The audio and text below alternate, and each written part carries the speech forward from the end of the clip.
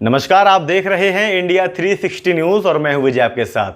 भारत देश में सबकी जुबान पर बस एक ही सवाल है कि क्या कोरोना की तीसरी लहर आएगी, और अगर आएगी भी तो आखिर कब तक। जब भारत के ज्यादातर हिस्सों में लॉकडाउन खोलकर जीवन पटरी पर लाने की कोशिश की जा रही थी, तो तीसरी लहर को लेकर हो रहे दावे चिंता बढ़ा रहे हैं। बहुत से लोगों ने तो मास्क लगाना और कोरोना नियमों को मानना तक बंद कर दिया है। अब भारत में कोरोना की दूसरी लहर के दौरान रोजाना होने वाले संक्रमण के मामलों में लगातार कमी आ रही है और अब भारत में रोज 50,000 से भी कम कोरोना के मामले सामने आ रहे हैं। लेकिन इसी बीच में लोगों को कोरोना की तीसरी लहर का डर भी सता रहा है और खासकर डेल्टा प्लस वेरिएंट के ज्यादा घातक होने और तेजी से लोगों को संक्रमित करने की रिपोर्ट से लोग डरे हुए हैं। तीसरी लहर को लेकर रोज आने वाले नए दावे भी चिंता बढ़ा रहे हैं। अब पिछले हफ्ते लोगों के इस व्यवहार पर चिंता जताते हुए एम्स के डायरेक्टर डॉक्टर रणदीप गुलेरिया ने कहा कि जब तक जनसंख्या के एक बड़े हिस्से को टीका न लग जाए तब तक कड़ाई से कोविड उपयुक्त व्यवहार का पालन करना चाहिए। ऐसा न होने पर उन्होंने अगले 6 से 8 हफ्तों में कोरोना वायरस की तीसरी देशव्यापी लहर आने का डर भी जताया है।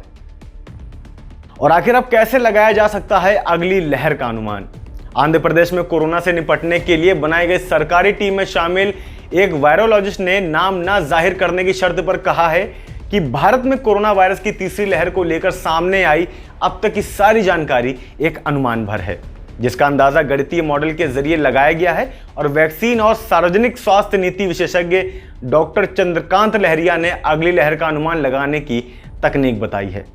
अब उनके मुताबिक अगली लहर का अनुमान 3 बातों के आधार पर लगाया जाता है। पहली यह कि जिन्हें संक्रमण हो चुका है या वैक्सीन लग चुकी है और उनकी वायरस प्रतिरोधक क्षमता कितने दिनों में कम होती है। और दूसरी इस बात पर कि वायरस के जो नए खतरनाक वेरिएंट फैल रहे हैं, क्या वे पहले से मौजूद प्रतिरोधक क्षमता के बावजूद भी लोगों को संक्रमित करेंगे। और तीसरा, लॉकडाउन में जो छूट दी गई है और लोग जैसी लापरवाही कर रहे हैं, तो क्या इससे संक्रमण के नए अवसर पैदा होंगे। तो आखिर इससे क्या अंदाजा लगाया जाए कि क्या तीसरी लहर भी खतरनाक साबित हो सकती है। आंध्र प्रदेश की वायरोलॉजिस्ट ने कहा है कि डेल्टा प्लस जैसे कोरोना वेरिएंट निस्संदेह ज्यादा खतरनाक हो सकते हैं और उन्हें भी संक्रमित कर सकते हैं जिन्हें पहले संक्रमण हो चुका है या फिर वैक्सीन लग चुकी है। लेकिन ऐसा भी तभी होगा जब संक्रमित होने वालों की संख्या बहुत कम रहने का अनुमान है।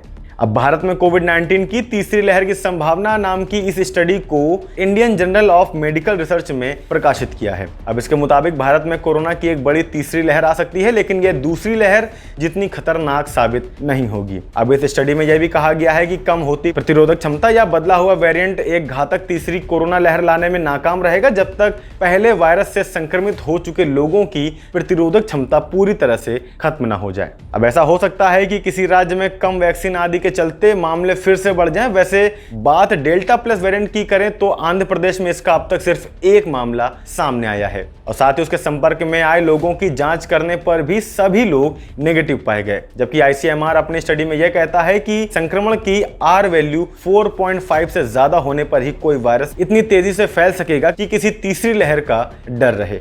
और ऐसे में रिसर्चर का मानना यह है कि अगर वैक्सीनेशन तेजी से हो रहा है तो भारत को भविष्य में आने वाली कोरोना लहर से काफी हद तक सुरक्षा मिल जाएगी।